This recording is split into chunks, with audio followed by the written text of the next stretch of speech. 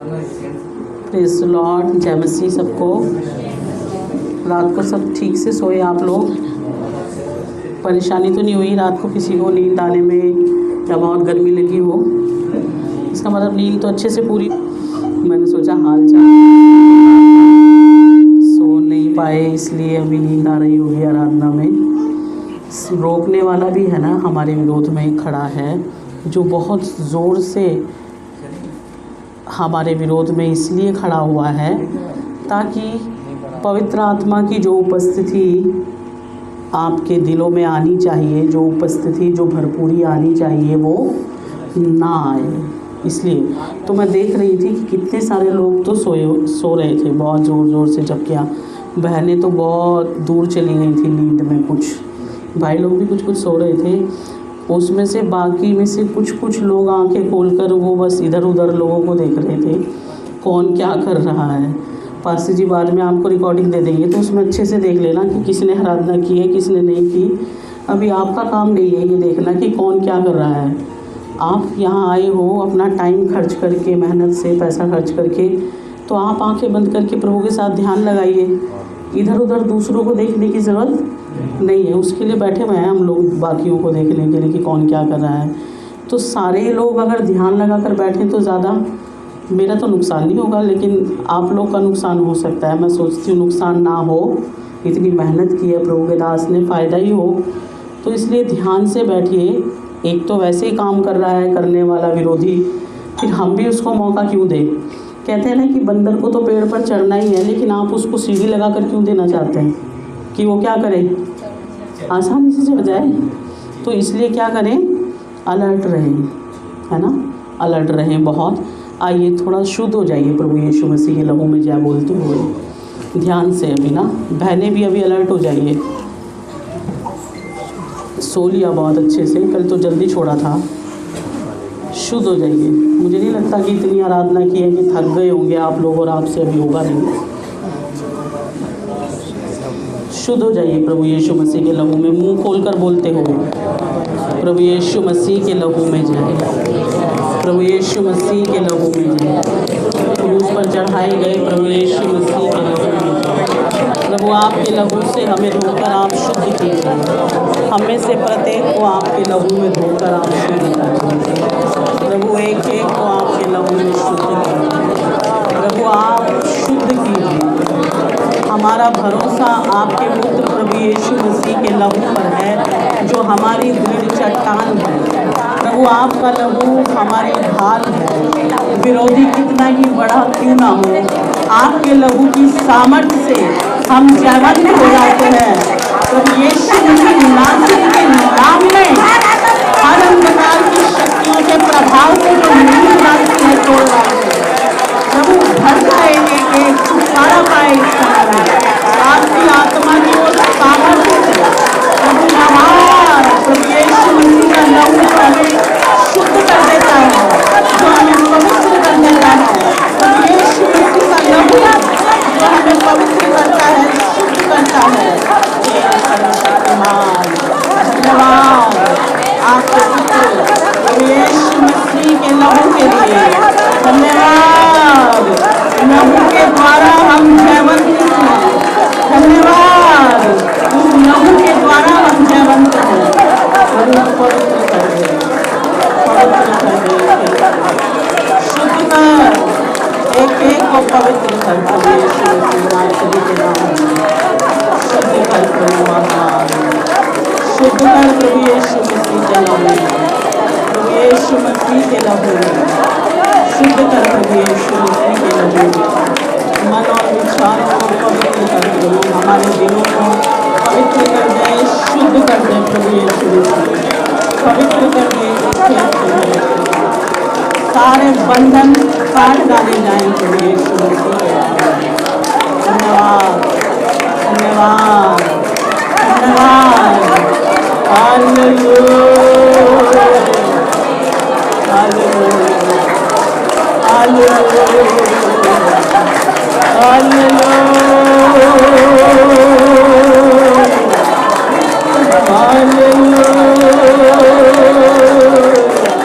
धन्यवाद प्यारे,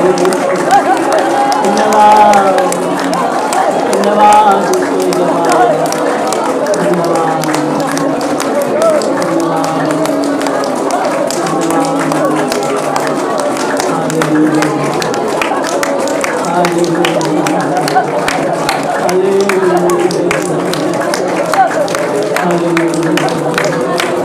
आमीन आमीन।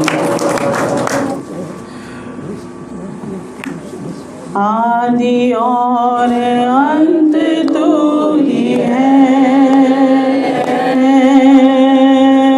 अल्फा और ओमेगा तू ही है, आदि और अंत तू ही है, अल्फा और ओमेगा तू ही है।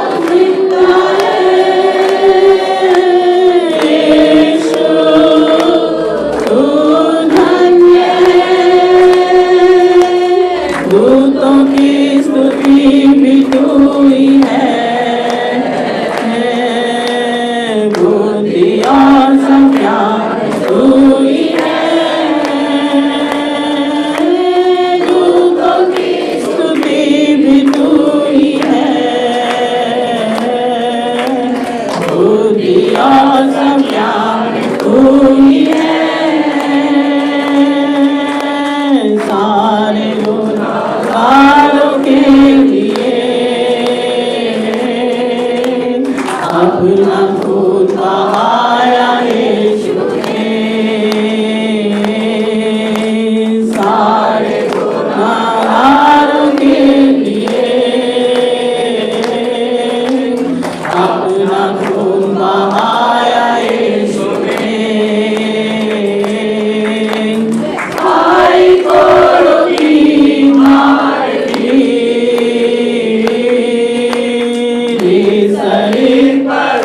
उसने अपनी जान भाई घोड़ों की मार भी दी सलीब पर उसने अपनी जान। यीशु तू महान है, यीशु तू अच्छा है, यीशु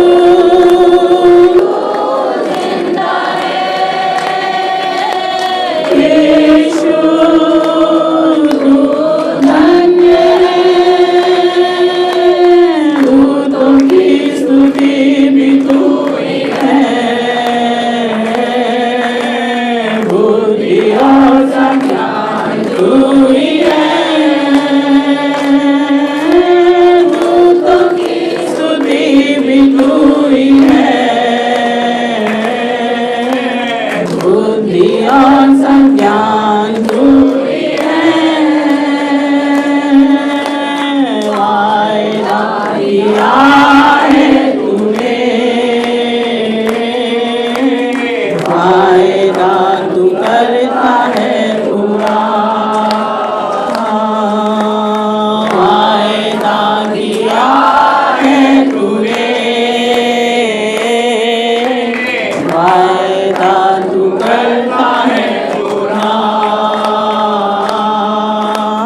वायदे लिए आते हैं, बरकतों की बारिश उड़े,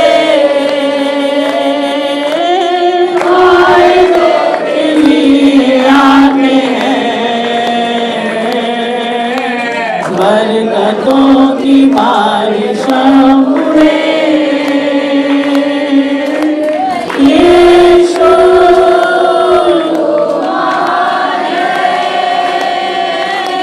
यीशु तू अच्छा है, यीशु तू जिंदा है, यीशु तू धन्य है, दूतों की स्तुति भी तू ही है, बुद्धि और संज्ञान तू ही है, दूतों की स्तुति भी तू ही है, बुद्धि और संज्ञान तू ही है। न्याय करने आने वाला है, न्याय के साथ राज्य करने को, न्याय करने आने वाला है, न्याय के साथ राज्य करने को,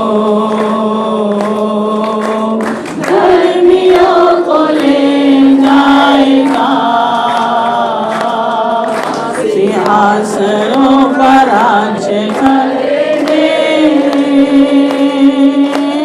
धर्मियों को ले जाएगा, सिंहासनों पर राज्य करेंगे, यीशु तू महान है, यीशु तू अच्छा है, यीशु तू जिंदा है,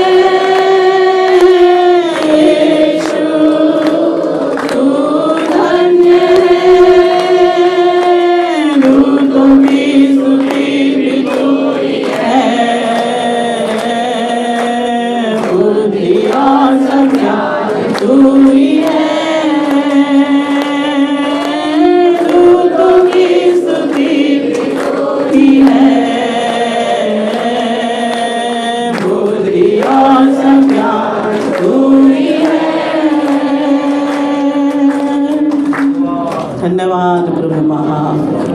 धन्यवाद हमारे परमेश्वर पिता, आपके पुत्र प्रभु यीशु मसीह के लहू के लिए आपका धन्यवाद।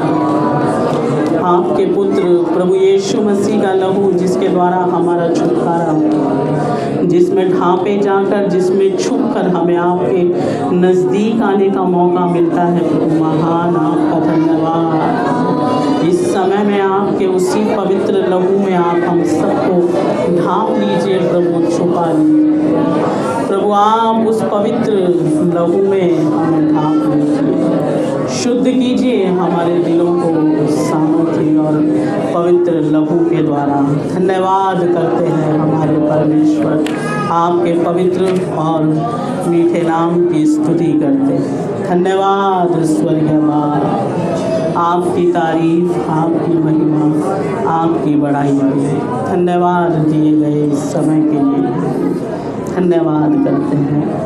आपके पवित्र हाथों में सौंप देते हैं।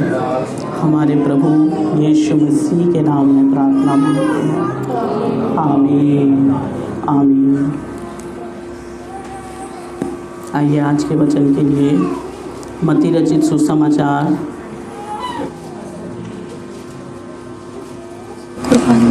ऑन नहीं है। अच्छा, मैं तो पानी से तुम्हें मन फिराव का बपतिस्मा देता हूँ, परंतु जो मेरे बाद आने वाला है वह मुझसे शक्तिशाली है, मैं उसकी जूती उठाने के योग्य नहीं। वह तुम्हें पवित्र आत्मा और आग से बपतिस्मा देगा। बस प्रार्थना करते हैं। सर्वशक्तिमान हमारे परमेश्वर, हमारे पिता, आपके वचन को आपके पवित्र हाथों में सौंपते हैं और विनती करते हैं आज की सुबह में आपके वचन को आशीष करके हमारे बीच में बांट दीजिए। आपका प्रभु आत्मा पवित्र जो हमारा सिखाने वाला, हमारा समझाने वाला है, हम विनती करते हैं पवित्र आत्मा इस समय में आप हम सबको सिखाइए और समझाइए। प्रभु जी इस समय में आप हमारी समझ को खोल दीजिए और कृपा दीजिए कि हम आपके वचन को समझ सके, हमारे दिलों को उतना पवित्र कीजिए। इस पूरे समय पर हम सब पर प्रभु आपके आत्मा पवित्र का नियंत्रण बना रहे, आशीष करके दीजिए। हम सबके प्रभु यीशु मसीह के नाम में प्रार्थना मांगते हैं। आमीन आमीन। यूहन्ना बपतिस्मा दाता बोल रहा है, मैं तो तुम्हें मन फिराव का बपतिस्मा देता हूँ, पानी से मन फिराव का बपतिस्मा देता हूँ, परंतु मेरे बाद जो आने वाला है वो मुझसे अधिक शक्तिशाली है, मैं उसकी जूती उठाने के भी योग्य नहीं। वह तुम्हें पवित्र आत्मा और आग से बपतिस्मा देगा। यूहन्ना बपतिस्मा दाता किसके बारे में बात कर रहा है?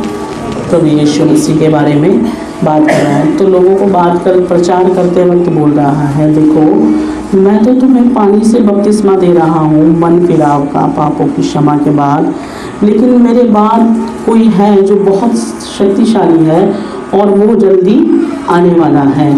वो तुमको कैसा बपतिस्मा देगा? पवित्र आत्मा और आग का बपतिस्मा देगा। वो उसके बाद देखो आगे 12 भी बढ़िए क्या है फिर आगे। उसका सूप उसके हाथ में है और वह अपना खलिहान अच्छी रीति से साफ करेगा और अपने गेहूं को तो खत्ते में इकट्ठा करेगा, परंतु भूसी को उस आग में जलाएगा जो बुझने की नहीं। हाँ जी, आगे बोलता है काम भी करेगा वो आकर के, उसका सूप उसके हाथों में है, अपने खलिहान को अच्छी रीति से साफ करेगा और गेहूं को खत्ते से अलग कर देगा। 2 काम करेगा। जब आएगा तो आपको आत्मा और आग से बपतिस्मा देगा, उसके बाद गेहूं को भूसी से अलग कर देगा। ये बोलता है प्रभु का दास। तो बात क्या है ये आग और पवित्र आत्मा के बपतिस्मे की? आपने पढ़ा होगा, सीखा होगा, प्रभु के दास वचन सिखाते हैं अंत के दिनों में वचन में जैसा भविष्यवाणी है, बहुत आत्मा उड़ेला जाएगा। पेंतीकोस्त के दिन ये पवित्र आत्मा उतर आया। आप सब जानते हैं पेंतीकोस्त के दिन जब चेलों के ऊपर पवित्र आत्मा उतर आया था तो कैसा दर्शन था देखने में। बोलते हैं, देखने वाले कहते हैं कि आग किसी जीभें फटती हुई दिखाई दी और उनमें से जो प्रार्थना कर रहे थे हर एक पर 8 है। देखो भीड़ तो वहाँ बहुत सारी थी, बहुत भीड़ इकट्ठी हुई थी ना आवाज़ सुन कर करके कि क्या हो गया है, यहाँ बहुत भीड़ थी। लेकिन आग की जीभें जो फटती हुई दिखाई दे रही थी वो कितनों पर आकर के ठहरी, दिखाई जो प्रार्थना कर रहे थे उन्हीं के ऊपर वो आकर उतर आया और उन सब ने क्या किया, अन्य अन्य भाषा बोलते हुए परमेश्वर की स्तुति कर रहे थे वो लोग। तो पवित्र आत्मा जब आता है तो अपने साथ क्या भी लेकर आता है, आग भी। अंत के दिनों में जब प्रभु ने हमारे लिए ये वायदा रख छोड़ा है कि मैं अपना आत्मा पूरी रीति से उड़ेल दूंगा, सच में हम लोग उसी समय में अभी चल रहे हैं। प्रभु ने हमारे लिए एक मौका दिया है ये कि हम सब क्या हो जाएं, उस आत्मा से पूरी तरह से उस आग से भर जाएं, वो आग का बपतिस्मा पाएं, है ना।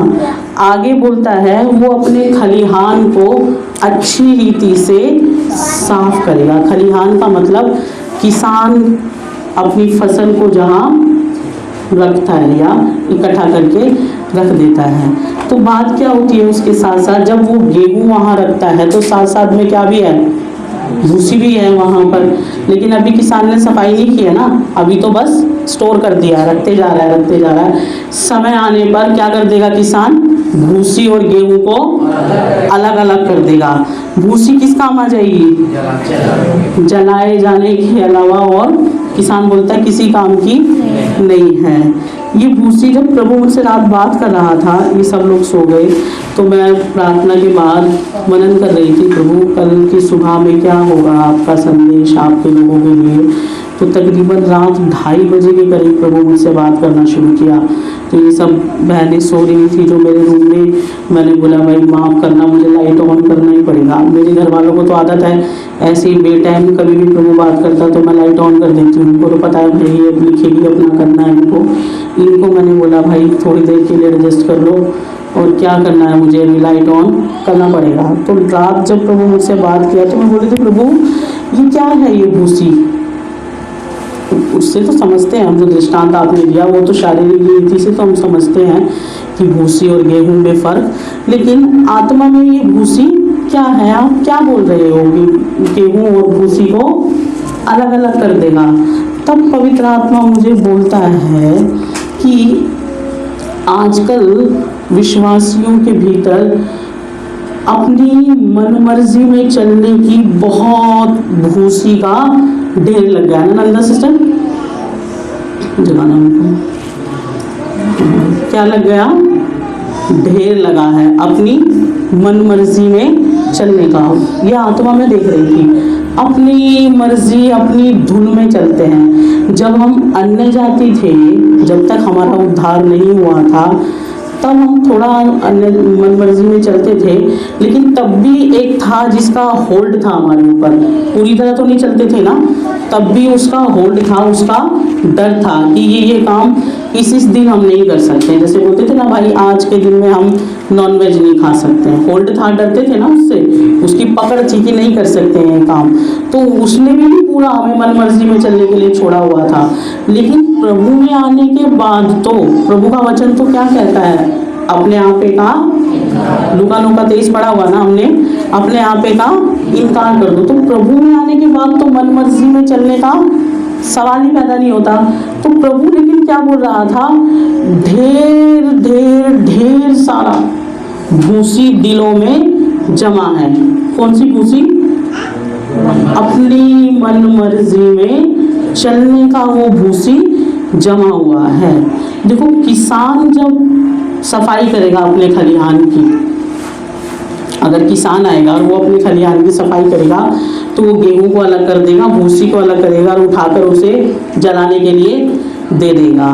तो ऐसा मौका क्यों आने दिया जाए, उससे अच्छा है पहले ही क्या किए कर ले हम अपने आप ही अपने अंदर की सारी भूसियों को जला दे। देखो इच्छा, इसमें आप इच्छाएं भी ले सकते हैं, लेकिन पवित्र आत्मा जो मुझे बहुत ज़ोर से रात को बोला वो था सबसे बड़ा, अपनी मन मर्जी में चलना।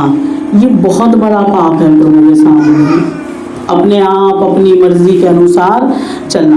देखो पवित्र आत्मा में एक गुण होता है कि वो हमारे ऊपर अपने आप से कब्जा नहीं लेता। हम लोगों ने जो उद्धार के बाद हमारे भीतर पवित्र आत्मा आया, उसको जब हम विनती करते हैं पवित्र आत्मा आप मुझ पर अपना नियंत्रण बनाइए, जितना जितना कब्जा हम हमारे जीवन में देते जाते हैं, जितना जितना होल्ड पवित्र आत्मा के हाथ में, उतना उतना पवित्र आत्मा लेता जाता है। लेकिन हमारे भीतर का जो अपना आत्मा है, अपना मन, अपनी मर्जी, वो कैसी है? वो तो पूरी रीति से अपने आप चलने वाली है।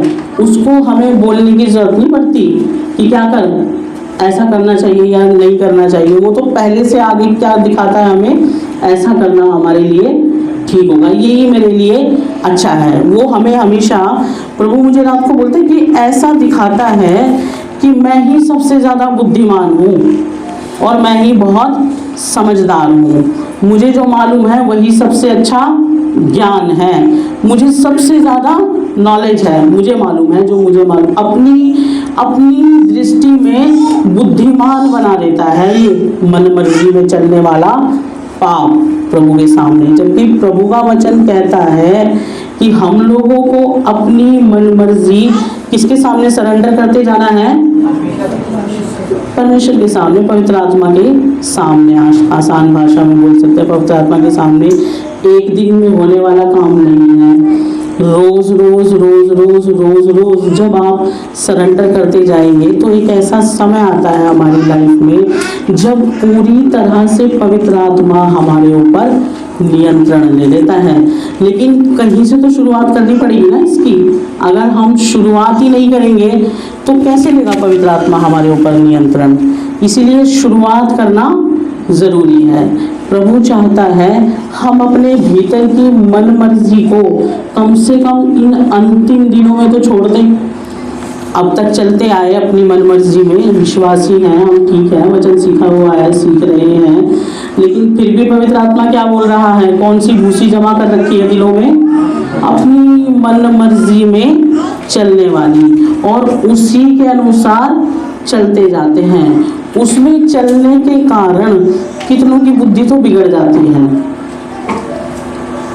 उन्हें सही गलत का भेद भी फिर आगे चल करके समझ में नहीं आता कि मैं कितना सही चल रहा हूँ, कितना गलत चल रहा हूँ। वो फर्क करना भी भूल जाते हैं, क्योंकि अपने आपे में, अपनी मन मर्जी में चलते चलते जो पवित्र आत्मा पाया था उद्धार पाने के बाद, वो तो सिमटा हुआ बैठा हुआ है अंदर, क्योंकि उसको तो काम करने देते नहीं ना उसको, वो तो सिमट कर बैठा हुआ है उद्धार पाने के बाद। ज़्यादा तगड़ा कौन हो रखा है अंदर?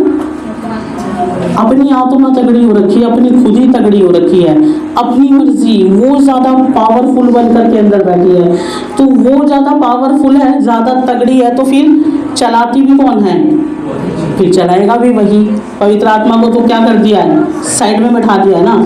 पवित्र आत्मा से बड़ा तो कोई नहीं है, हम ऐसा नहीं कह सकते, लेकिन उसको काम करने नहीं देते। और उसका जो स्वभाव है, जो नेचर है या जो गुण है, वो ज़बरदस्ती हमारे ऊपर होल्ड नहीं बनाता। तो प्रभु क्या बोलता है? अंत के इन दिनों में पवित्र आत्मा की वो आग पाकर अपने आप को मन मर्जी में चलने वाली इस भूसी के पाप से पवित्र किया जाए, छुड़ाया जाए। अगर आप बहुत ज़्यादा ज्ञान सुनने के मन से आए थे तो निराश होंगे, क्योंकि प्रभु जो देता है हम लोगों को वो बांटने की आदत है। ताज़ा ताज़ा पवित्र आत्मा के चरणों में बैठकर प्रभु से बातें, प्रभु क्या हालात हैं यहाँ पे, क्या बात करना है आपको, तो जैसा प्रभु देगा वो वैसा बांटते हैं, वही आदत है, वैसा ही देखा प्रभु के दासों को और वैसा ही चलते आ रहे हैं। तो अगर कोई बड़ा टॉपिक सुनने के लिए आए थे कि नोट्स बनाएंगे मोटे मोटे और ज्ञान बनाएंगे, तो आपको निराशा होगी, आपको लगेगा कि हम लोगों ने आकर के गलती की, सच में गलती की, नहीं आना चाहिए था, टाइम वेस्ट भी होगा आप लोगों का यहाँ बैठ करके। लेकिन अगर कोई पवित्र आत्मा पाने के लिए आया है प्रभु के लिए, उस इन अंतिम दिनों में तैयारी के लिए आया है, उसको ज़रूर प्रभु का आत्मा क्या देगा, आशीष देगा इस जगह में बैठने के बाद।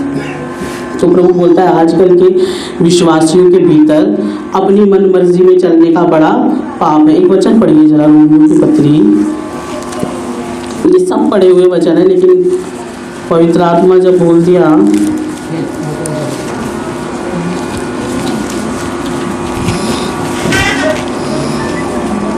रोमियो की पत्री 8 अध्याय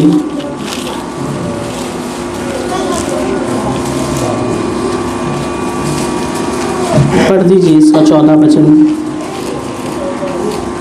इसलिए कि जितने लोग परमेश्वर के आत्मा के चलाए चलते हैं वे ही परमेश्वर के पुत्र हैं। हाँ जी, प्रभु का दास बोलता है पौलुस भी कि जितने लोग परमेश्वर की आत्मा के चलाए चलते हैं वे ही परमेश्वर के पुत्र हैं।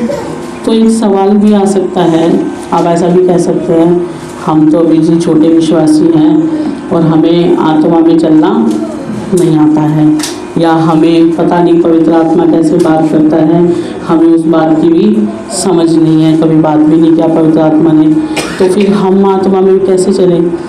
तो ऐसा तो नहीं है प्रभु फिर ऐसे लोगों को छोड़ देगा, क्या किया है लोगों के लिए। प्रभु बोलता है इसीलिए अगुओं का इंतज़ाम है, इसीलिए अगुए नियुक्त किए हुए हैं प्रभु ने कि क्या करें, अगुवाई करते हुए चलाएं, ताकि उनको मालूम हो कि उनको किस मार्ग में चलना चाहिए। इसीलिए परमेश्वर ने ये हमारे लिए प्रबंध करके रखा है ना अगुओं का, ताकि क्या करे, भेड़ों की रखवाली तो करे, साथ में क्या भी करे, अगुवाई करे, सिर्फ रखवाली नहीं अगुवाई करे उस मार्ग में चलने के लिए जिस मार्ग में प्रभु यीशु मसीह ने चलने के लिए आज्ञा दी है। अब बात आती है कि जब अगुओं के अधीन रहने के लिए प्रभु ने बोला है हमें, या प्रभु अधीन ना कहकर कहें कि प्रभु अगुओं की अगुवाई में चलने के लिए बोला है, तो जिनके अंदर ये मन मर्जी वाली भूसी का ढेर लगा हुआ होगा वो चल पाएगा?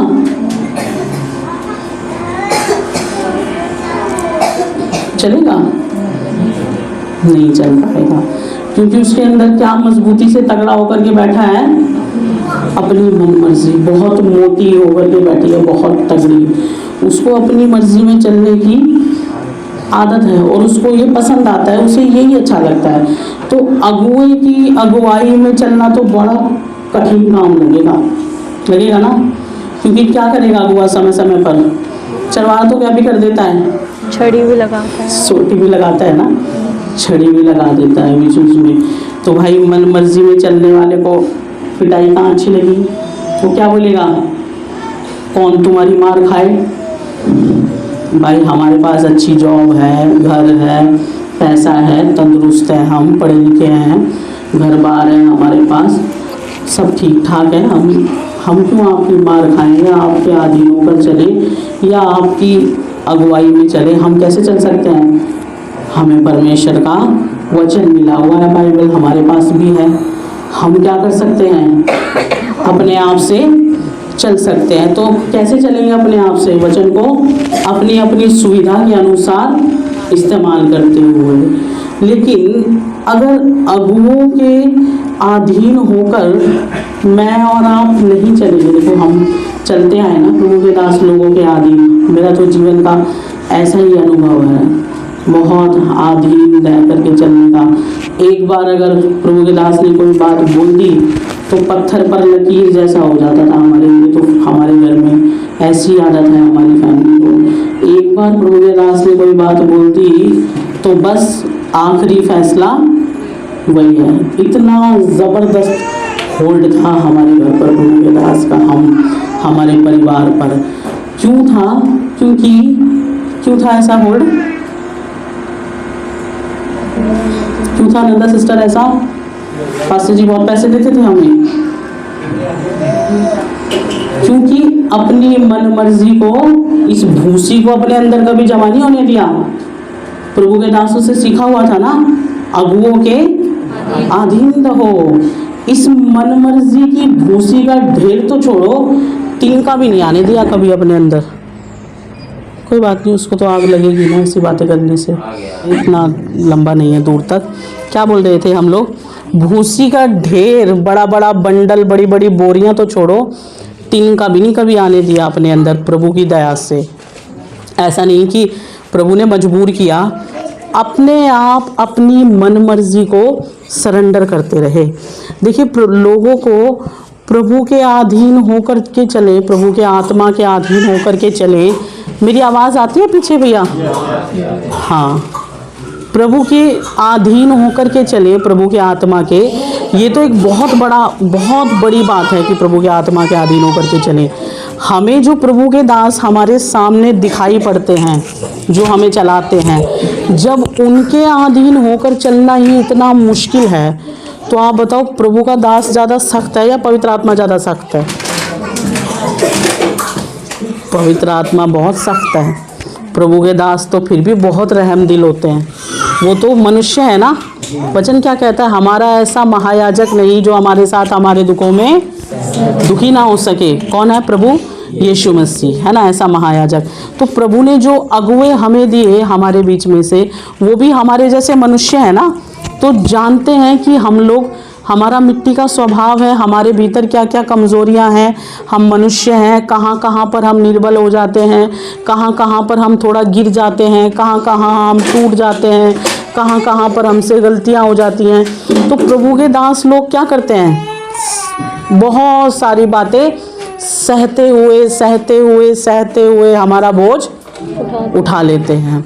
लेकिन अगर यही पाप पवित्र आत्मा की उपस्थिति में हम करें तो क्या होगा? पास्टर जी किसको कोढ़ी बना दिया था? क्या नाम था उस राजा का?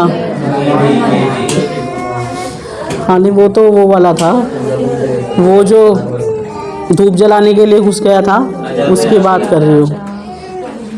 कोढ़ी बना दिया था ना उसको। याजकों ने क्या बोला था? आपका काम नहीं है ये, आप अंदर मत आइए। राजा को बोला था ना, आप अंदर मत आइए, ये आपका काम नहीं है। लेकिन राजा के अंदर क्या भरा हुआ था? बड़ी ज़बरदस्त खुदी भरी हुई थी, मैं अपनी मर्जी। उसको क्या लगता था? तुमसे तो बहुत बड़ा हूँ मैं। तो राजा जब अंदर गया तो तुरंत ही क्या हुआ? उसके माथे पर कोढ़ आ गया, तुरंत कोढ़ आ गया। आप बोलोगे तो पुराने नियम की बात है, अभी थोड़ी वैसा होता है। तो हनन्याह शफीरा का देख लीजिए, तो नया नियम की बात है, नए नियम की बात है। ये तो क्या बोला था प्रभु के दास ने? पढ़ दीजिए जरा ये वचन, प्रेरितों के काम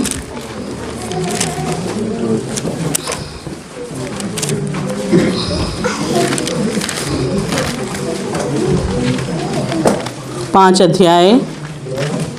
बातें मत कीजिए बीच में।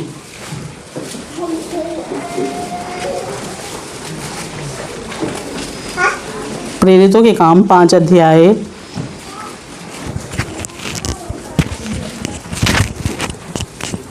1 से पढ़िए। हनन्याह नामक एक मनुष्य और उसकी पत्नी सफीरा ने कुछ भूमि बेची और उसके दाम में से कुछ रख छोड़ा, और ये बात उसकी पत्नी भी जानती थी, और उसका एक भाग लाकर प्रेरितों के पांव के आगे रख दिया। पतरस ने कहा, हे हनन्याह, शैतान ने तेरे मन में ये बात क्यों डाली कि तू पवित्र आत्मा से झूठ बोले और भूमि के दाम में से कुछ रख छोड़े? जब तक वह तेरे पास रही क्या तेरी ना थी, और जब बिक गई तो क्या तेरे वश में ना थी? तूने ये बात अपने मन में क्यों विचारी? तू मनुष्यों से नहीं परंतु परमेश्वर से झूठ बोला है। ये बातें सुनते ही हनन्याह गिर पड़ा और प्राण छोड़ दिए, और सब सुनने वालों पर बड़ा भय छा गया।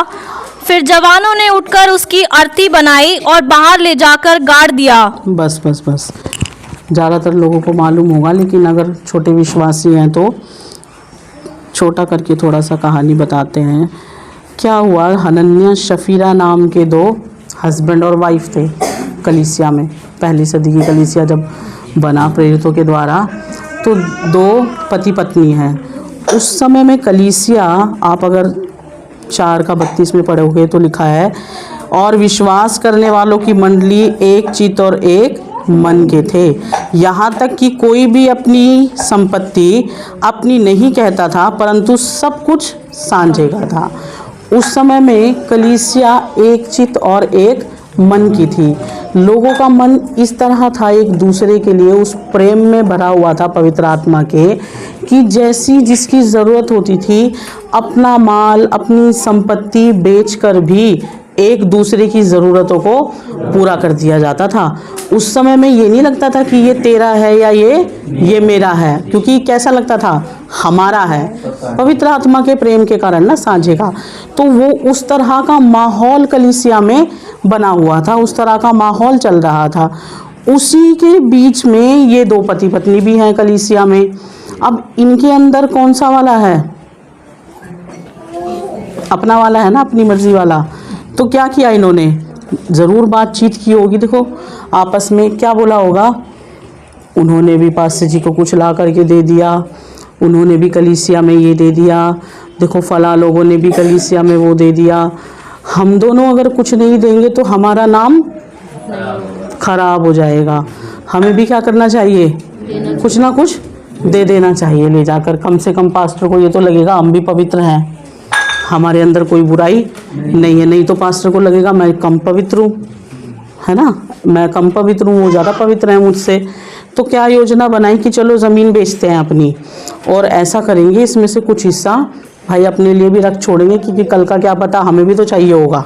उनके अंदर तो अपनी चिंता है ना, तो क्या बोलते हैं, कल का क्या पता अपने लिए कुछ रख छोड़ते हैं। ऐसा प्लानिंग करके प्रभु के दास के पास पहुंच गए हैं। अब प्रभु के दास के अंदर कौन है, पवित्र आत्मा। तो बोला आपने इतने में ही बेचा, तो क्या बोल दिया, हाँ जी इतने में ही बेचा। तो प्रभु के दास ने बोला तेरे मन में शैतान ने ये बात क्यों डाली कि तू किससे झूठ बोले, पवित्र आत्मा से झूठ बोले। जब ये बात बोला, बात की आगे, तुरंत वो गिरकर मर गया। उसके कुछ टाइम बाद उसकी पत्नी भी अंदर आती, उसे पता नहीं अभी क्या हुआ, 3 घंटे पहले। तो जब पत्नी अंदर आई तो प्रभु के दास ने ज़रूर मौका देते हुए सोचा होगा कि हो सकता है ये सच बताएगी, इसके अंदर थोड़ा बहुत कुछ सही आत्मा हो। तो उसको भी पूछ लिया, आपके पति ने बताया इतने में बेची है, सच में इतने में बेची है? बोलते हाँ जी इतने में ही बेची है हमने। तब उसको भी प्रभु का दास क्या बोलता है, ये क्या बात है कि तुम दोनों ने पवित्र आत्मा से झूठ बोलने के लिए एका किया है, ऐसा बोला ना। और तेरे पति को गाड़ने वाले अभी दरवाजे पर ही खड़े हैं, तुझे भी उठाकर ले जाएंगे। तुरंत प्राण छोड़े और गिरकर ख़त्म हो गया वो भी। तो पवित्र आत्मा के सामने अगर करेंगे तो क्या होता है रिज़ल्ट, इतना डरावना भी हो सकता है कई बार। हम बात कर रहे थे कि प्रभु के दास तो क्या होते हैं, नम्र होते हैं ना, समझ लेते हैं हमारी कमियों को, हमारी गलतियों को, हमारी नादानियों को। बहुत बार जानते हुए, समझते हुए, पहचानते हुए भी माफ़ करते जाते हैं। क्यों माफ़ करते जाते हैं? क्योंकि उनको प्रभु के सामने जिम्मेदारी है, प्रेम करते हैं। ऐसा नहीं कि डरते हैं कि प्रभु आपको लेखा देना पड़ेगा।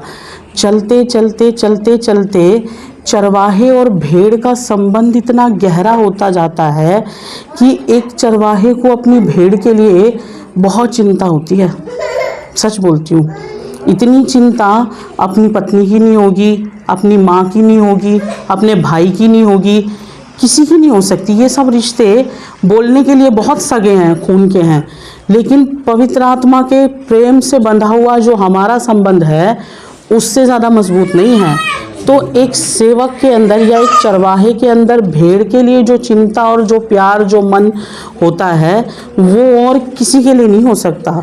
लेकिन ये बातें सारी भेड़ों को समझ में भी नहीं आती है ना, कोई होता है जिनको ये बातें समझ में आती हैं ना। तो प्रभु के दास लोग बहुत सहते हुए, बहुत बार हमारी कमियों को नज़रअंदाज करते हुए नम्रता के साथ हमें सहते रहते हैं। ऐसा नहीं है कि वो बेवकूफ़ है ना मनोज भाई? ऐसा तो नहीं है ना?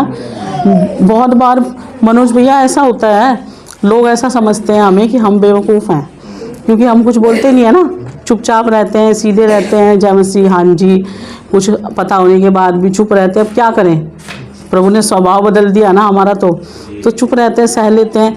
लेकिन सामने वालों को ऐसा लगता है पता नहीं ये बेवकूफ़ है या ये अफ्रीका के जंगल से आए हैं। मैं तो कई बार ये बात बोलती हूँ, फील करते हुए उनको बोलती हूँ, बेशक आप दुनिया में हमसे चालाक हो, बहुत दुनियादारी में आप चालाक हो सकते हो बहुत, लेकिन आप हमसे बढ़कर बुद्धिमान नहीं हो सकते। तो ऐसा तो बिल्कुल नहीं सोचना कि आप मुझे मूर्ख बना सकते हो या पागल बना सकते हो, क्योंकि अंदर बैठा हुआ कौन है? सर्वशक्तिमान पवित्र आत्मा। उसने तो बता दिया ना पतरस को, कुछ छुपा कर आए हैं घर में, नहीं तो पतरस को क्या पता था? उसी ने बता दिया ना। हाँ, तो प्रभु के दास लोग तो नम्र रहते हुए, दीन रहते हुए क्या कर लेते हैं? बर्दाश्त कर लेते हैं, सह लेते हैं, इसलिए कि कोई नाश ना हो, इनको ठोकर ना लगे, कोई बात नहीं, मैं सह लेता हूँ। क्या होगा? ये प्यार करवा सकता है, सिर्फ पैसा नहीं करा सकता। आप ऐसा नहीं सोचना कि अगर प्रभु के दासों को कुछ थोड़ा ज़्यादा दे दिया तो आपके लिए ज़्यादा प्रार्थना करेंगे या आपके लिए कुछ ज़्यादा रहेंगे। वो ये ऐसा मन सिर्फ कैसे हो सकता है मनोज भैया? पवित्र आत्मा के द्वारा जो प्रेम अंदर आया है, उसी के कारण सिर्फ ऐसा हो सकता है, नहीं तो और किसी कारण से आप किसी पराये बंदे से इतना प्यार नहीं कर सकते। वरना आप बताइए, हम लोगों का एक दूसरे के साथ क्या नाता? एक स्टेट के भी नहीं होते, कई बार हम लोग दूर दूर के होते हैं ना, एक जाति बिरादरी के भी नहीं दूर दूर तक संबंध होता। प्रभु के दास थे, बड़े दास प्रभु के, तो मैं हमेशा सोचती थी प्रभु ये साउथ इंडियन प्रभु का दास है, हम तो नॉर्थ इंडियन लोग हैं, इतना पुराना प्रभु का दास, हम लोगों को क्या इनके साथ ऐसा लगाव हो गया? कैसा इनके साथ हमारा मन मिल गया है? हमारे बीच से तो ये बात ही ख़त्म हो गई कि साउथ इंडियन है, नॉर्थ इंडियन है, कैसा जुड़ गया? क्योंकि चरवाहे का प्रेम भेड़ को आकर्षित करता है, खींचता है अपनी तरफ। मेरा चरवाहा मेरे लिए सच्चाई से काम कर रहा है। लेकिन जिनके अंदर ये मनमर्जी में चलने वाला भूसी का पाप का ढेर लगा हुआ है, वो नहीं अगुवाई में चल सकते। अब आप देखो, पवित्र आत्मा मुझे रात को सवाल पूछा मुझसे भी, जैसे हम प्रभु से पूछते हैं तो पवित्र आत्मा कई बार प्रभु भी बोलता है ना हमें कुछ, तो प्रभु बोलता है, अब कुछ लोग जिनके अंदर बहुत ज़्यादा अपनी मनमर्जी भरी हुई है, तो ना तो वो पवित्र आत्मा के चलाए चल सकते हैं, क्योंकि जिनके अंदर इतना भरा हुआ है अपना, वो आत्मा के चलाए, उनके अंदर आत्मा क्या ही काम करेगा? ना तो वो आत्मा के चलाए चल सकते हैं, जैसा अभी हमने वचन पढ़ा था रोमियो में, और ना ही उनको अगुवाई में चलना पसंद आता है, क्योंकि मनमर्जी इतनी ज़्यादा भरी हुई है। तो उनसे अगर ये पूछा जाए, भाई साहब आपको सिद्ध कौन करेगा? मैं कई बार प्रभु को बोलती हूँ, प्रभु आप इतने कठोर शब्द भी मुझे देते हो, कोई सोचता होगा कि पता नहीं क्यों ऐसा बोलते हैं हम लोग, क्या करें?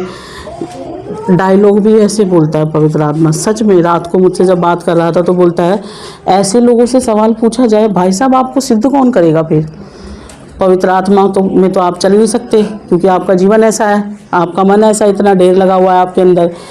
दासों की अगुवाई में चलना आपको पसंद नहीं आता, इन दोनों के अलावा कोई और सिद्ध करने वाला है नहीं, तो फिर आप सिद्ध कैसे होंगे? पूछा जाना चाहिए ना ये सवाल। लेकिन ज्ञानियों के पास इसका भी जवाब होगा ना नंदा सिस्टर? ज्ञानियों के पास जवाब होगा। क्या जवाब देते हैं? मूर्खता से बहुत वचन सीखा हुआ है हमने, बहुत नोट्स बनाए हुए हैं, ढेर हमारे घर में लगा हुआ। पास्टर से ज़्यादा ज्ञान है हमारे पास, पास्टर से ज़्यादा हमारे अंदर बुद्धि है। ये पवित्र आत्मा और ये वचन हमारे पास है, सीखा हुआ है हमने। ये क्या कर सकता है? हमें चला सकता है। हम अपने आप ही क्या हो जाएंगे? सिद्ध हो जाएंगे, अपने आप चलते चलते सिद्ध हो जाएंगे। लेकिन आप ये देखिए कि क्यों ऐसा बोला जाता है हमें कि आत्मा के चलाए चलो।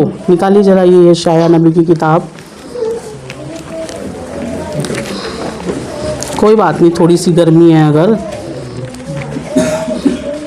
अगर सिद्ध नहीं हुए और नरक में चले गए तो इससे बड़ी भयानक गर्मी झेलनी पड़ेगी। ये गर्मी तो बहुत थोड़ी है उसके सामने। यशाया नबी की किताब 30 अध्याय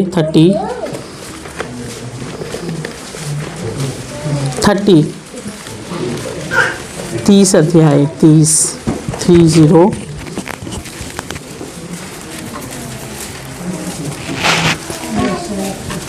हाँ जी, उसका 21 पढ़िए। जब कभी तुम दाहिनी या बाईं ओर मुड़ने लगो, तब तुम्हारे पीछे से ये वचन तुम्हारे कानों में पड़ेगा, मार्ग यही है, इसी पर चलो। हाँ जी, क्या बोलता है प्रभु का वचन? क्यों हमें ऐसा सिखाया जाता है कि पवित्र आत्मा के चलाए चलो तो ही वो ही लोग केवल परमेश्वर के पुत्र हैं। क्या बोल रहा है वचन यहाँ कि जब कभी तुम दाहिनी व बाईं ओर मुड़ने लगो, तब तुम्हारे पीछे से ये वचन तुम्हारे कानों में पड़ेगा कि मार्ग यही है, इसी पर चलो।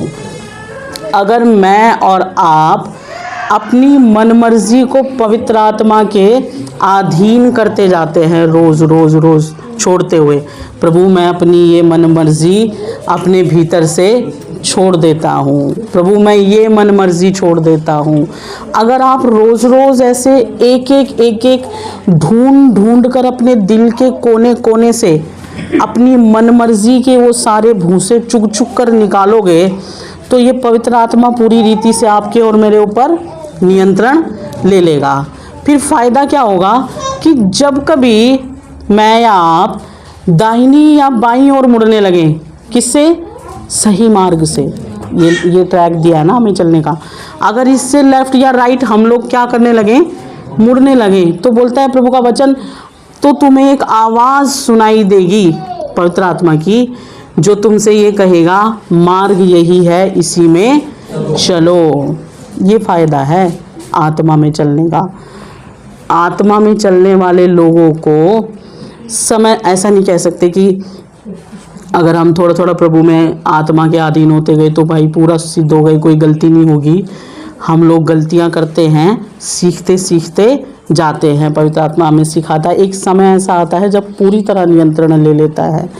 तो जब हम चलते चलते जाते हैं, हमारे जीवन में जब जहाँ जहाँ हम ट्रैक से थोड़ा सा भी भटकते हैं, तो तुरंत पवित्र आत्मा हमें क्या बोलता है? ये बात ठीक नहीं है, ठीक हो जाए इसमें। ये बड़ा एक हमारे लिए सुरक्षा की बात है, बहुत बड़ी सुरक्षा की बात।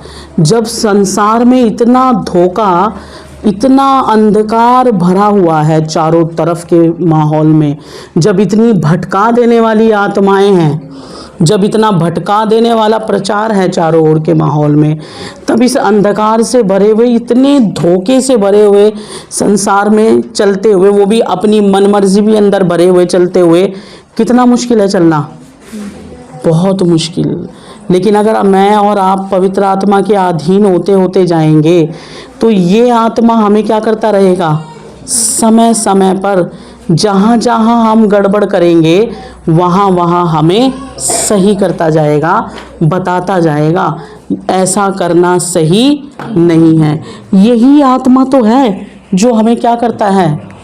यही आत्मा हमें बोलता है अधीन रहो आत्मा के और अगुओं के।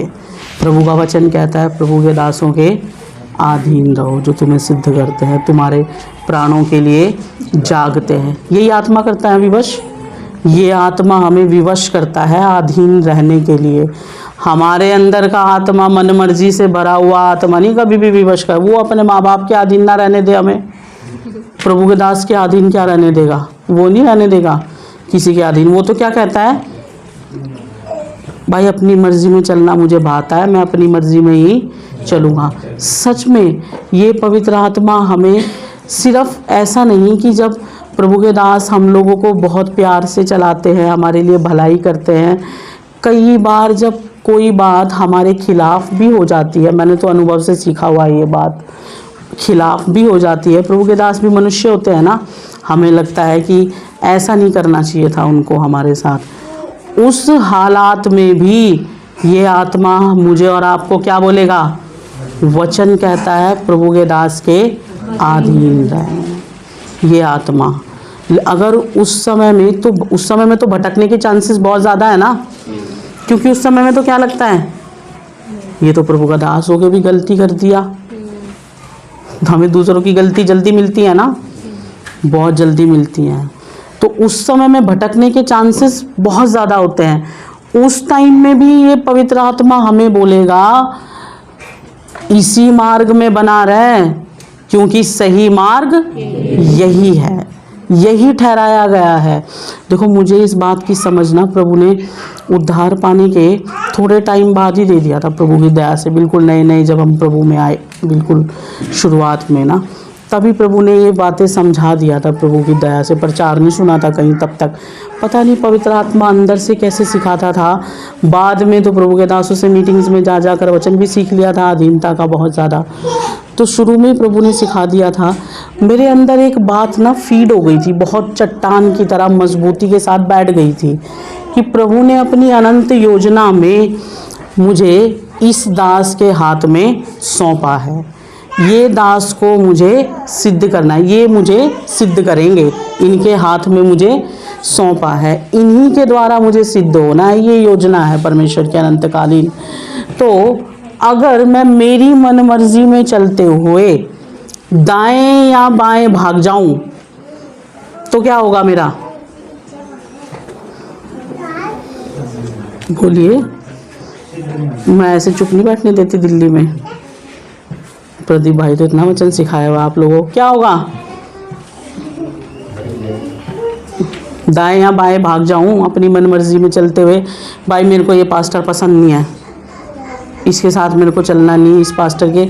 आजकल तो विश्वासियों ने क्या बना दिया, पास्टर भी सेल में मिलते हैं। सच में पास्टर भी सेल में। और कैसे? आपके प्राइस के हिसाब से, आपकी पसंद के हिसाब से। भाई जो आपके साथ ठीक चले, जो आपकी बात माने, जो आप बोलो वो करे, वो वाला ले लो। ऐसे सेल में लगे हुए हैं पास्टर लोग, लगे हुए हैं। प्रभु के सच्चे दास नहीं, पास्टरों की बात कर रही हूँ मैं।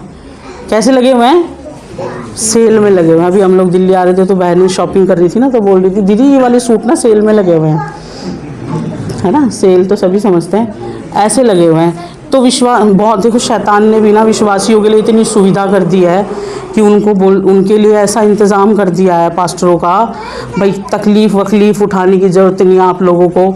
आधीन रहकर क्यों बेकार में परेशान होना। देखो तुम्हारे लिए ढेर ऑप्शंस हैं, जो तुम्हें पसंद आए अपनी सुविधा के अनुसार क्या करो, चुन लो।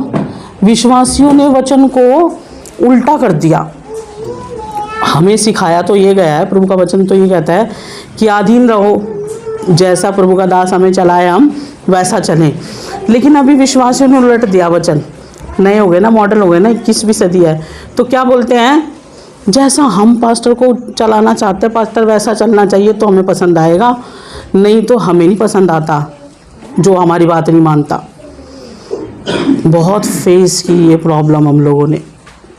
प्रभु के दास के साथ विश्वासी बनकर रहे तब भी देखा ये बातें मैंने, फिर सेवा में आ गए तभी भी देखा, प्रभु के बड़े दास के साथ चलते हुए भी बहुत देखा। विश्वासियों की पसंद चलती है अभी, जो हमारी बात ना माने वो पास्टर हमें नहीं चाहिए। अपने पास से जी थे चंद्रपाल जी, उन्होंने कितनी फेस की मनोज भैया ये प्रॉब्लम, बड़ी फेस की दिल्ली में। ऐसी कट्टर फैमिली थी एक, सब बातें बोल ही नहीं सकती पब्लिक में, कभी बात करेंगे। ऐसी फैमिली थी, वो बोलते हैं प्रभु के दास को, आप यहाँ प्रार्थना चलाओ, जहाँ हम हॉल लेंगे किराए पर, वहाँ प्रार्थना चलाओ, हम लोग किराया देंगे, सब करेंगे, आप वहाँ चलाओ। प्रभु के दास ने बोला जी मुझे तो अगुवाई नहीं होती वहाँ, मुझे प्रभु ने इस जगह बोला हुआ है प्रार्थना चलाने के लिए, तो मैं पवित्र आत्मा की मर्ज़ी के अनुसार कैसे चला जाऊँ वहाँ। तो बहस हुई बड़ी। प्रभु के दास तो आपने देखा था नम्र थे ना, धीरे से सुनते रहे, कुछ नहीं बोला उनको, सुन लिया उनकी बात, फिर आ गए। अब वो आंटी पीछे ही ना छोड़े पास्टर जी का, हफ्ते में 2 बार मिलना तो 2 ही बार ये बात भी सुना देना प्रभु के दास को। हमने देखा तो है यहाँ इतना अच्छा हॉल, आप यहाँ क्यों नहीं आ जाते? वहाँ हमें तंगी से बैठना पड़ता है, परेशानी होती है। हमारे साथ पास्टर जी और बहुत सारे लोग हैं, हमने उन्हें वचन बताया, हमने इन्हें वचन बताया, वो भी आना चाहते हैं। आप देखो यहाँ बैठने की जगह नहीं है, हम आपको बड़ा हॉल लेकर दे रहे हैं, आपको किराए की क्या चिंता, किराया भी हम दे रहे हैं, आप यहाँ चलाओ ना। तो प्रभु के दास ने फिर बड़ी नम्रता से कह दिया, देखिए मैंने ना अपनी पत्नी को भी मार डाला इस आत्मा की अगुवाई में चलने के लिए, बड़ी कीमत दी हुई है। अपने 2 छोटे छोटे बच्चों पे तरस नहीं खाया था कि इनकी माँ मर जाएगी, इनका इलाज करा दूं। किस बात के कारण? आत्मा की अगुवाई, आत्मा की अधीनता के कारण।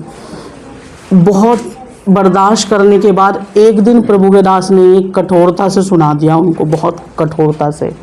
उसके बाद कुछ महीने के लिए वो शांत हुई, लेकिन उससे पहले प्रभु के दास बहुत सारा सह चुके थे, बहुत सारा सह चुके थे। बार बार उनको शर्मिंदा करना, कहने का मतलब क्या, बताने का कि क्या क्या उलट दिया विश्वासियों ने। हमको पास्टर के अधीन नहीं चलना, पास्टर को हमारे अधीन चलना चाहिए। हमें वो वाला पास्टर चाहिए, वो पास्टर पसंद आता है भाई। वो पास्टर वचन में तो नहीं मिलेगा, बाहर मिल सकता है और ढेरों मिल सकते हैं। एक भी नहीं आप हर संडे बदल बदल के ला सकते हो, महीने में 4 पास्टर ला सकते हो ऐसे वाले। प्रभु के दास के जाने के बाद पहला संडे जब आया तो पवित्र आत्मा ने मुझे कुछ बातें बताने के लिए बोला कलीसिया में। मैंने खड़े होकर बोला कि अगर पास्टर लाने की बात है यहाँ सिर्फ, तो मैं इतने पास्टरों को जानती हूँ, 7 दिन 7 पास्टर खड़े कर सकती हूँ यहाँ आपके लिए संडे की आराधना में। लेकिन पवित्र आत्मा बोलता है हम आत्मा के अनुसार चलने के लिए बहुत कीमत दिया है, बहुत कीमत दिया है, बहुत कुछ छोड़ा है, बहुत कुछ त्यागा है, बहुत कुछ खोया है, बहुत कुछ गंवाया है। यीशु मसीह में आने के बाद ढेरों आशीष मिली हो, प्रभु ने बहुत पैसा दे दिया, बहुत ऊंचा उठा दिया, बहुत बड़ा बना दिया, ऐसी तो ढेर मिल जाएंगी गवाहियाँ, टीवी पे सारा दिन सुनते हैं। हम क्या बोल रहे थे? बहुत छोड़ दिया, बहुत कुछ ठुकरा दिया, बहुत कुछ गवा दिया, बहुत कुछ नुकसान उठा लिया, सिर्फ किस बात के लिए? आत्मा की अगुवाई के लिए।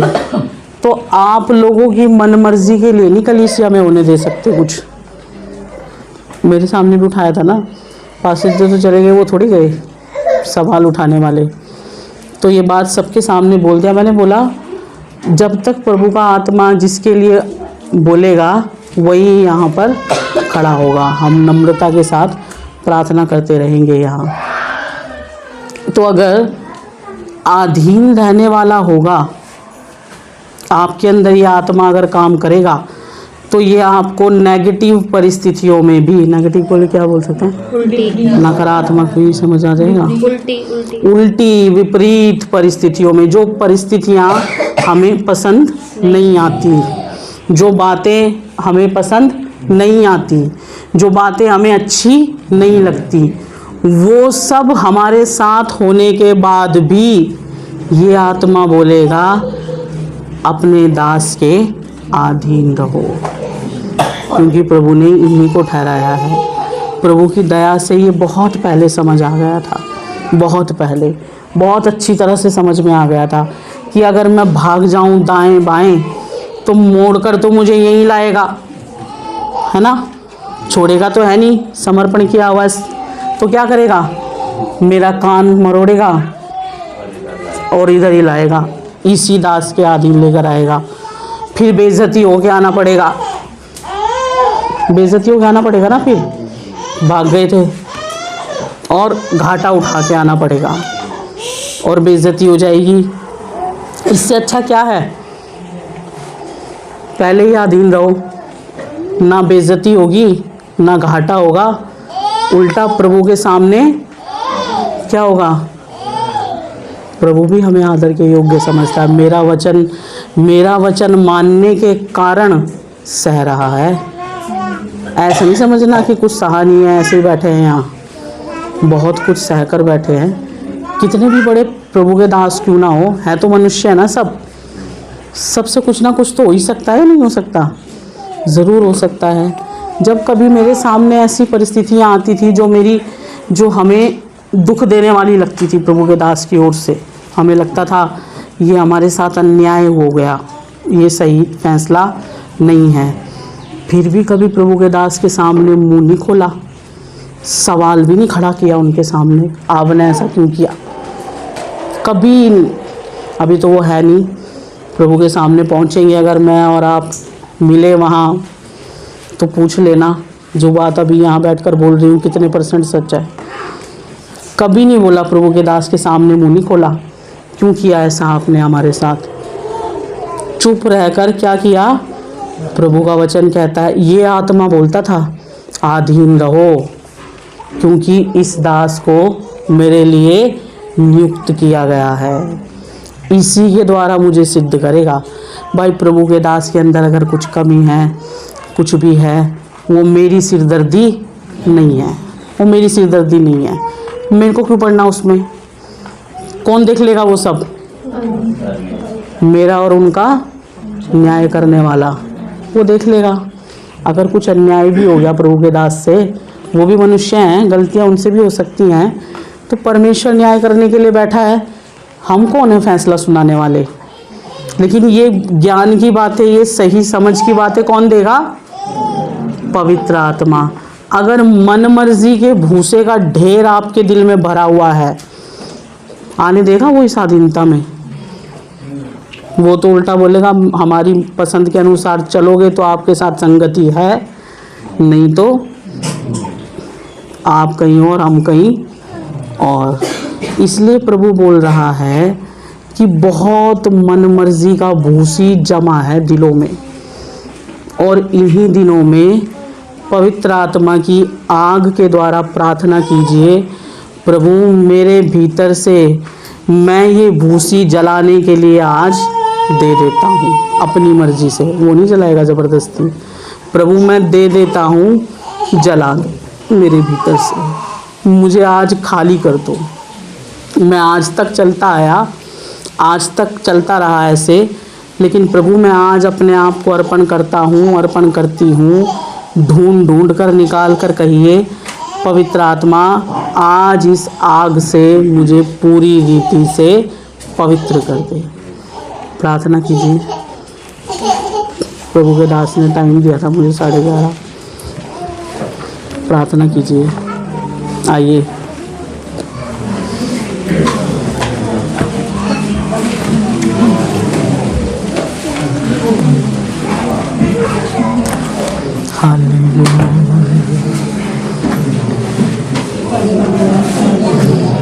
शुद्ध हो जाएं।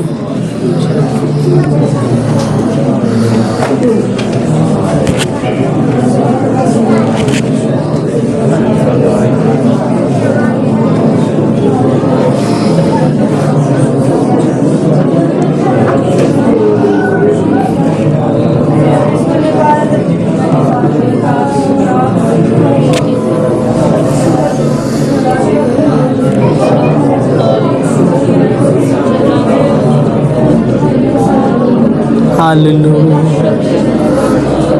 हालेलुया। प्रभु वही पवित्र आत्मा और आग का बपतिस्मा दे जो मेरे भीतर से सारी मन मर्जी की इस भूसी को जला दे।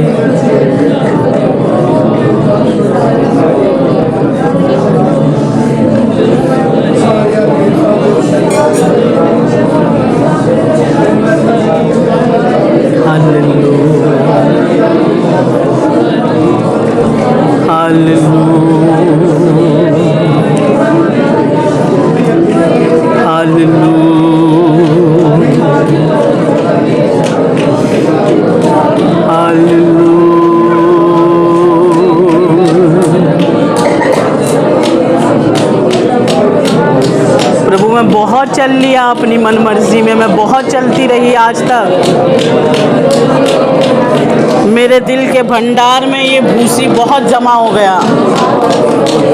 प्रभु आज आपके आत्मा की आग से पवित्र कर दो मेरे दिल को। प्रभु मैं बहुत चलता रहा, चलती रही,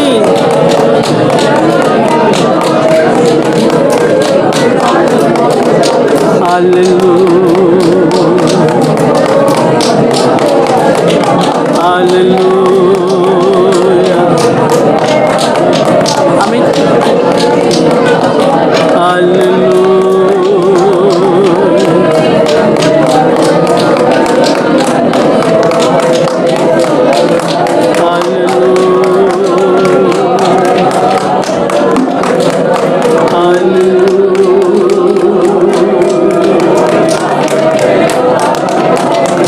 इन अंतिम दिनों में आपने ये मौका दे दिया कि आपके आत्मा की आग के द्वारा मैं पवित्र हो जाऊं, आपके आत्मा की आग के द्वारा मैं शुद्ध हो जाऊं। इन अंतिम दिनों में ये मौका दे दिया प्रभु महान। मैं अपने आप को अर्पण करता हूँ, अर्पण कर देती हूँ।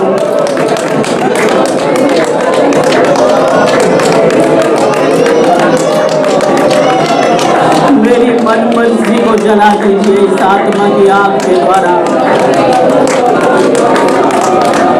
बोल बोल कर प्रार्थना कीजिए, बहने सोए ना अभी कोई भी।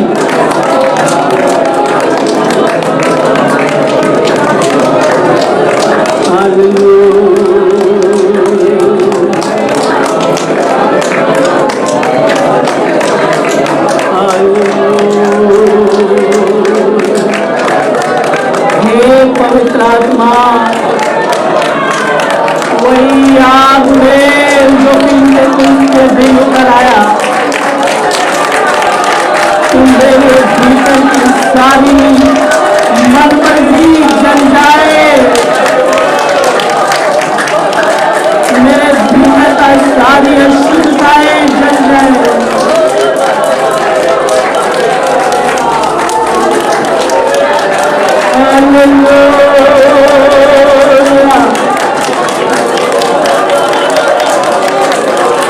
पवित्र आत्मा पवित्र कीजिए मुझे।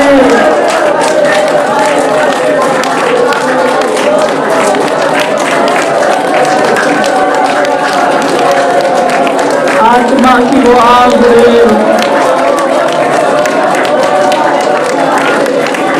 और इस बात को आप मेरे भीतर से जला दे जो आपको मेरे भीतर पसंद नहीं। प्रभु हर बात को मेरे भीतर से जला दे जो आपको पसंद नहीं। हे पवित्र आत्मा मेरे भीतर से हर उस बात को जला दो जो आपको पसंद नहीं। हे परम पवित्र आत्मा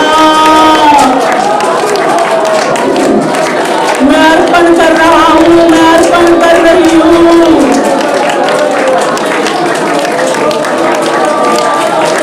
आज मेरी मन मर्जी के बंधनों को जला दे जिसने मुझे आज तक गुलाम बनाकर रखा। आज उन तमाम बंधनों को जला दो पवित्र आत्मा जिन्होंने मुझे आज तक गुलाम बनाकर रखा। पवित्र कर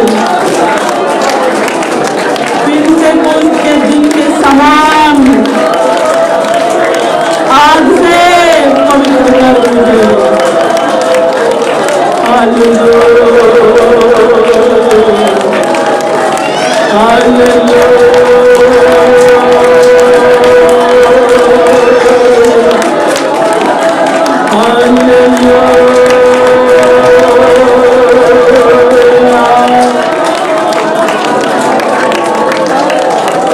बाल मानिंद भी मेरी मर्जी बाकी ना रहे प्रभु, बाल मानिंद भी मेरी मर्जी मुझ में बाकी ना रहे। हे पवित्र आत्मा मुझे पवित्र कर, मुझे शुद्ध कर, पवित्र कर, मुझे शुद्ध कर पवित्र आत्मा। हालेलुया,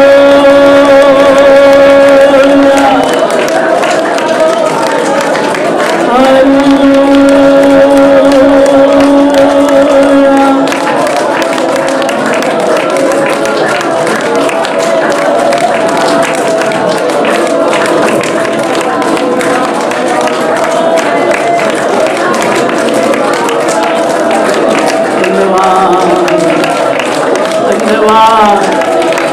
मैं अधीन हो जाती हूँ आपकी आत्मा के, मैं अधीन हो जाता हूँ आपके आत्मा के। आज इस घड़ी से, आज इस घड़ी से मैं आपके अधीन हो जाता हूँ पवित्र आत्मा। आप मुझे जैसा चलाओगे मैं चलूँगा, आप मुझे जैसा रखोगे मैं रहूँगा, आप मुझे जहाँ ले जाओगे मैं जाऊँगा, आप मुझे जैसा जिस हाल में रखोगे मैं रहूँगा। केवल इतना हो पवित्र आत्मा, आप मेरे साथ साथ रहिए, आप मेरे साथ साथ रहिए पवित्र आत्मा, मेरे साथ रहिए, आप मेरे साथ रहिए पवित्र आत्मा। आप जैसा चलाओगे मैं वैसा ही चलूँगा, आप जैसा चलाओगे मैं वैसे ही चलूँगी पवित्र आत्मा। आप मेरे साथ रहिए, आप मेरे साथ रहिए, जला दीजिए मेरे भीतर से हर उस बात को जो आपकी इच्छा के अनुसार नहीं, जला दीजिए हर उस बात को जो आपकी इच्छा के अनुसार नहीं, वो हर एक बात जो आपको शोकित करती है पवित्र आत्मा।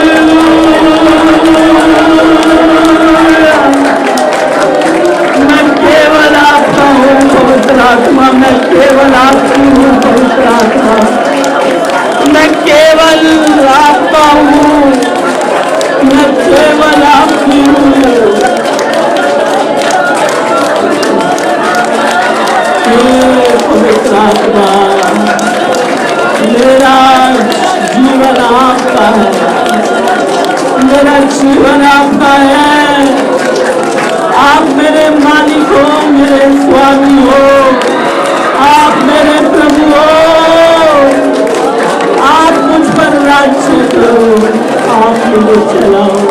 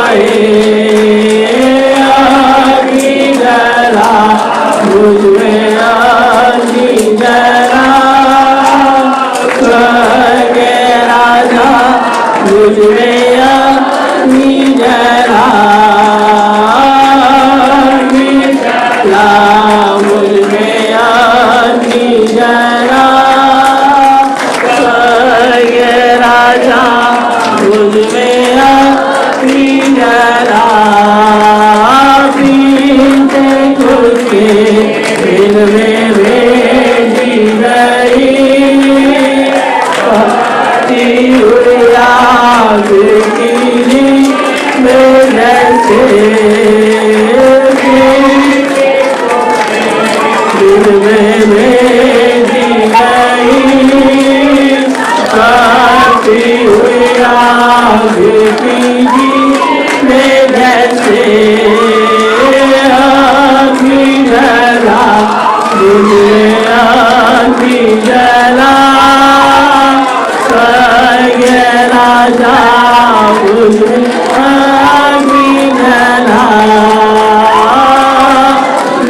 जला मुझमें अग्नि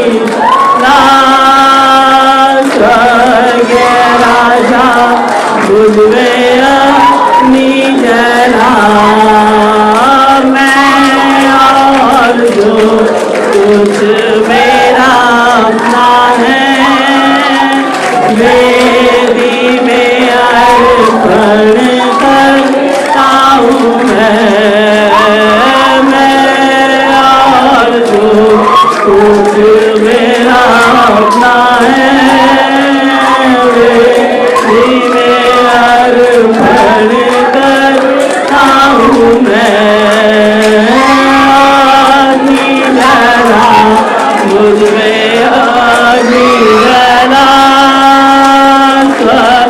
ये राजा मुझमें अग्नि जला जो आपको सारे देखी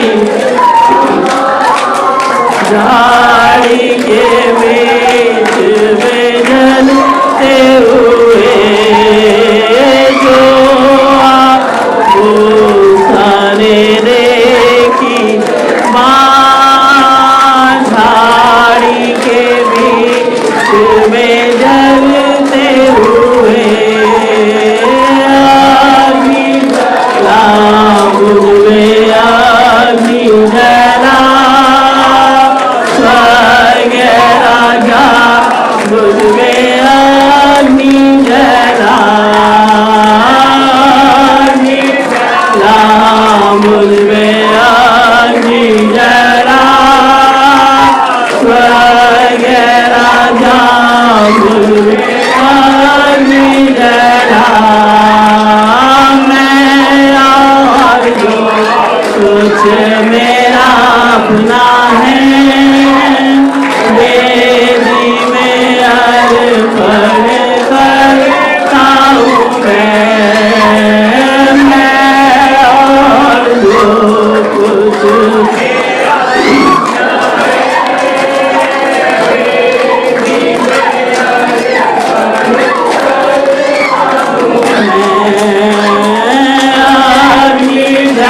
जला मुझमें अग्नि जला स्वर्ग राजा मुझमें अग्नि जला मुझमें अग्नि जला स्वर्ग राजा मुझमें अग्नि जला मैं और जो कुछ मेरा अपना है वेदी में अर्पण करता हूँ मैं और जो कुछ मेरा अपना है वेदी में अर्पण करता हूँ मैं अग्नि जला मुझमें अग्नि जला स्वर्ग राजा मुझमें अग्नि जला मुझमें अग्नि जला स्वर्ग राजा मुझमें अग्नि जला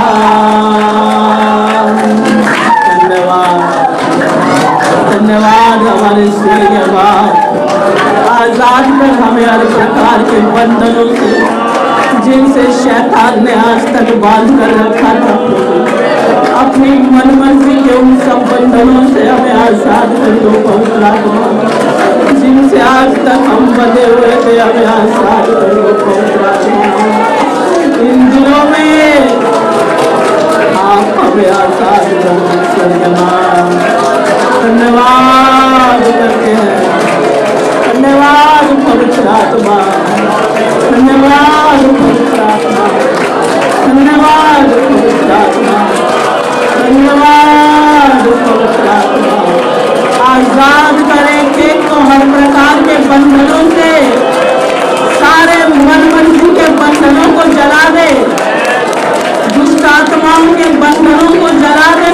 आत्मा सारी मन मर्जी के बंधनों को जला आजाद हो जाए, रह के आजाद हो जाए। शैतान मैं आज तक अपनी मन मर्जी के बंधन में बना रहा, पर मुझे छुड़ाने वाला उतर आया है, वो आज मुझे आजाद कर देगा, वो आज मुझे आजाद कर देगा पूरी रीति से। वो उतर आया है मुझे आजाद करने, पूरी सामर्थ और आग के साथ वो उतर आया है, वो मुझे आजाद कर देगा। हालेलुया।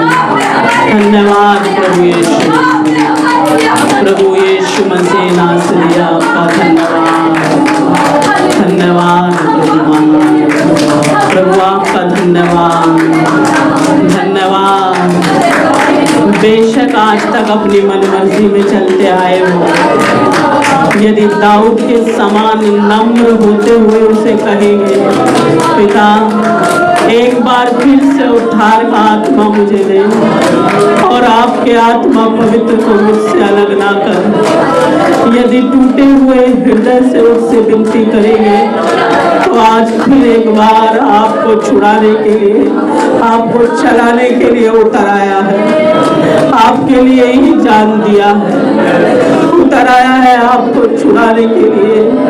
नहीं चाहता कि आप उस बैरी, उस शैतान की गुलामी में रहे और वो आपको अपनी मनमर्जी में चलाते रहे। प्यार करता है बहुत, इसीलिए उतर आया। यदि दाऊद के समान टूटे हुए हृदय से कहेंगे, पिता हाँ मैं पापी हूँ, मैं आज तक चलता रहा अपनी मनमर्जी में आ गया हूँ, आज मैं छोड़ रहा हूँ, छोड़ रही हूँ अपनी मर्जी, आपका आत्मा फिर से दे मुझे और आपकी आत्मा पवित्र को मुझसे अलग ना कर। हालेलुया,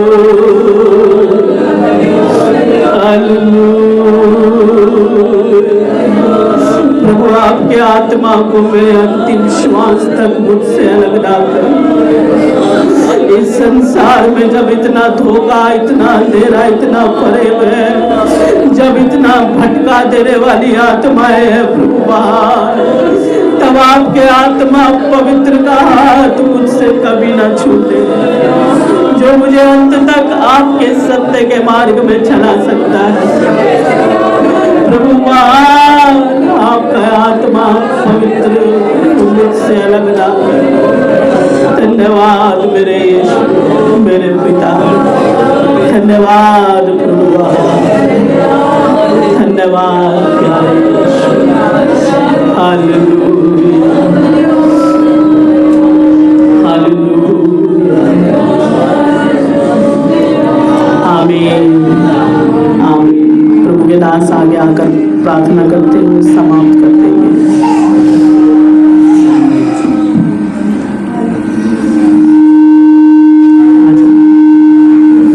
प्रभु के दास त्रिभुवन जी आकर प्रार्थना करके समाप्त करते हैं।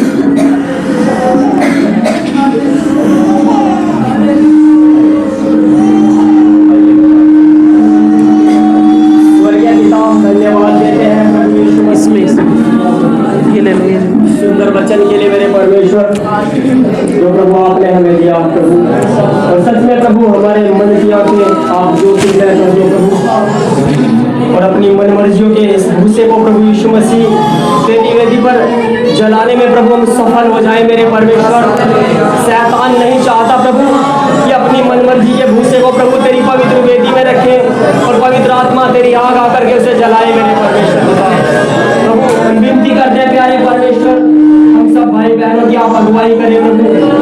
ये पिता हम तेरी वेदी पर अर्पण करें मेरे परमेश्वर, तेरा आत्मा सब कुछ को जला करके भस्म कर दे मेरे परमेश्वर, क्योंकि आप भस्म करने वाली आग है मेरे प्रभु।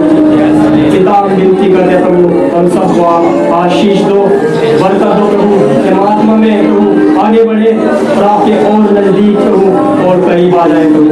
इस सेशन में प्रभु आपने संभाला प्रभु, आगे की बची सभाओं में भी पवित्र आत्मा आप हमारी अगुवाई करो प्रभु।